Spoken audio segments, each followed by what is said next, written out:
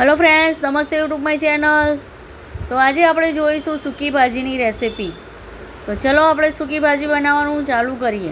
સૂકી ભાજી બનાવવા માટે મેં અહીંયા બાફેલા બટાકા લીધા છે। બટાકાને પહેલાં મીઠું એડ કરીને બાફી નાખ્યા હતા અને એની છાલ કાઢીને આ રીતે કાપી નાખ્યા છે। પછી અહીંયા મેં ટામેટાં લીધા છે, લીલા મરચાં, કોથમીર લીધી છે અને મીઠા લીમડાના પાન લીધા છે। તો ચલો આપણે સૂકી ભાજીને હવે વઘારી દઈશું। तो गैस चालू कर दईशू और कढ़ाई में આપણે तेल एड करीशू।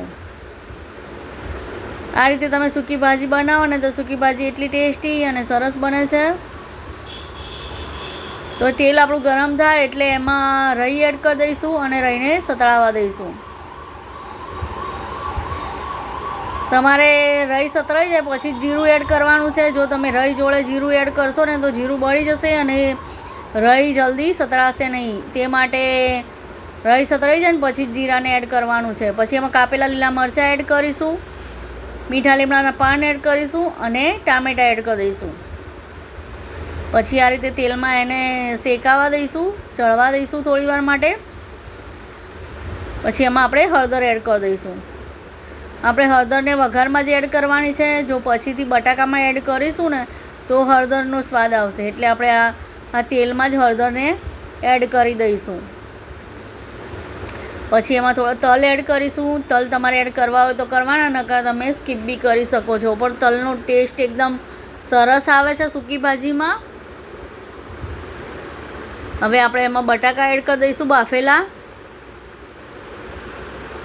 आ रीते पछी मिक्स कर नाखीशुं। जुओ, तमने मारो विडियो अने रेसिपी सारी लागे तो मारी यूट्यूब चेनल ने सब्सक्राइब जरूरथी करजो અને લાઈક પણ જરૂરથી કરજો। આ રીતે તમે ચોક્કસથી બનાવજો। ખૂબ ટેસ્ટી સૂકી ભાજીનું શાક તૈયાર થાય છે। હવે આપણે એમાં મીઠું એડ કરી દઈએ સ્વાદ પ્રમાણે। મેં અહીંયા બાફતી વખત નાખ્યું હતું મીઠું, એટલે હું અહીંયા થોડું જ નાખું છું। પછી એમાં લાલ મરચું પાવડર એડ કરીશું। પછી એમાં ચીલી ક્રેકર્સ એડ કરીશું। તમારે નાખવું હોય તો નાખવાના, નકર તમે સ્કીપ બી કરી શકો છો આને। હવે એમાં થોડી ખાંડ એડ કરીશું। ખાંડ એડ કરવાથી શું સરસ ખાટી મીઠી સૂકી ભાજી બને છે। પછી આ રીતે મિક્સ કરી નાખીશું। જુઓ, આની અંદર તમારે લીંબુનો રસ એડ કરવો હોય તો તમે લીંબુનો રસ પણ એડ કરી શકો, એનાથી પણ ટેસ્ટ એકદમ સરસ આવે છે। મેં અહીંયા ટામેટા એડ કર્યા છે એટલે હું અહીંયા લીંબુનો રસ એડ નથી કરતી, પણ તમે લીંબુનો રસ એડ કરશો ને તો સૂકી ભાજી એકદમ ટેસ્ટી બનશે। તો આપણી સૂકી ભાજી તૈયાર છે। એમાં કોથમીર એડ કરી દઈશું। હવે આને થોડી વાર માટે આપણે એકદમ ધીમા ગેસ ઉપર ચડવા દેવાની છે, જેથી મસાલા સરસ આપણા બટાકામાં મિક્સ થઈ જાય। તે માટે આને થોડી વાર માટે આપણે ઢાંકી દઈશું। ગેસ એકદમ ધીમો રાખીશું।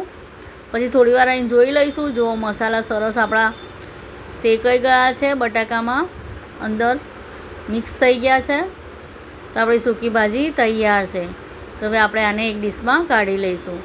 આ રીતે તમે સૂકી ભાજી બનાવો ને તો સૂકી ભાજી એકદમ સરસ બને છે। તો હવે આને એક ડીશમાં કાઢી લઈશું। તો જો ટેસ્ટી સૂકી ભાજીનું શાક તૈયાર છે। આ રીતે તમે બનાવશો તો ખૂબ જ ટેસ્ટી અને સરસ બને છે। તો બધાને મારા તરફથી જય મા લક્ષ્મી અને જય શ્રી કૃષ્ણ। મળીશું હવે બીજા વિડીયોમાં। તો જુઓ કેટલું ટેસ્ટી અને સરસ શાક બન્યું છે સૂકી ભાજીનું।